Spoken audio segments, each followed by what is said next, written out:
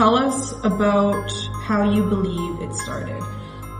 So just based off of some of the history that we know about this church, it is built on or around a First Nations burial site, and there was a village that was here. Because it was built what I believe to be a grave site on top of another grave site, as it is a grave site here.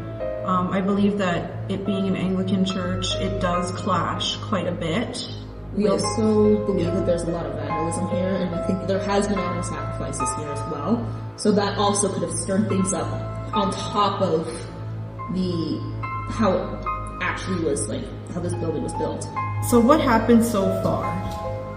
I mean, I think the most extravagant thing that has happened in this church happened in 2020, June 11th. We came in to cleanse the space because we know and we can feel that there's something going on here.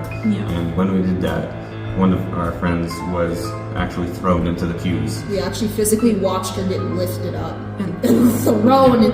And these pews are pretty, like, they're sturdy, solid. They're sturdy pews. Like, she actually moved, like, oh yeah, at least. She actually moved 4 pews at once. She was thrown so far. So obviously, whatever's here has power, and it's not very nice.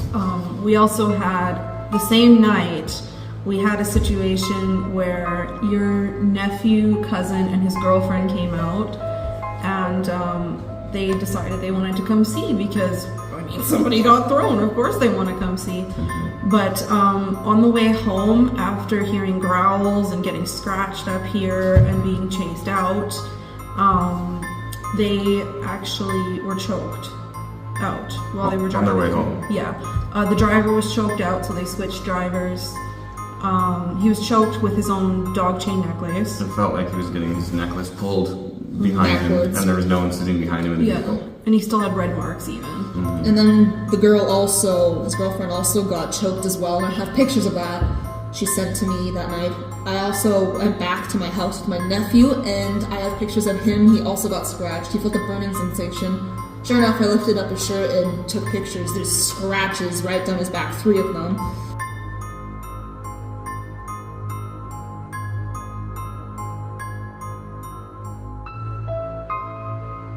So, yeah, that basically, that day was wild. Yes, we know that they can follow us home. Yeah. It's happened many times in the past. What do you believe can happen here? We've seen and heard things that weren't there. When we've been around here, we've come here quite often, and very frequently we hear disembodied voices. Voices speaking right next to you and not there. Actually, when we got here, we actually heard a girl singing in the back of the church that, of course, we didn't catch on video, but we all heard her at the same time.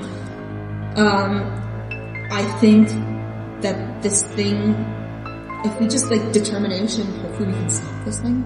Yeah, keep the people safe. Yeah. People safe. Our goal here would be to cleanse the space from all negative energy, and knowing that there may be a portal on this ground, hopefully we would be able to close that portal. Yeah, we have spoken with other psychics and mediums who have also seen the portal. I actually had a dream seeing all the headstones floating on top of a sea of sulfur.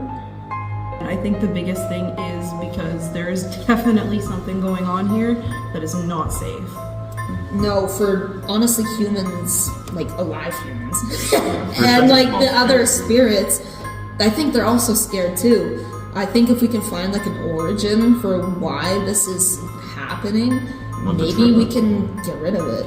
Yeah, but I think the biggest thing is means. We don't have the means to do it, so it'd be really cool if you guys could come out and, like, with all that cool equipment that we just don't have access to. And I think that would be really cool. Yeah, maybe you guys could even help us put it in a ticket box. That'd be cool. That'd be cool if we can seal it away so no one ever has to deal with it again. So yeah, that's why we'd like you to come investigate our location to help us and just community living in the dead.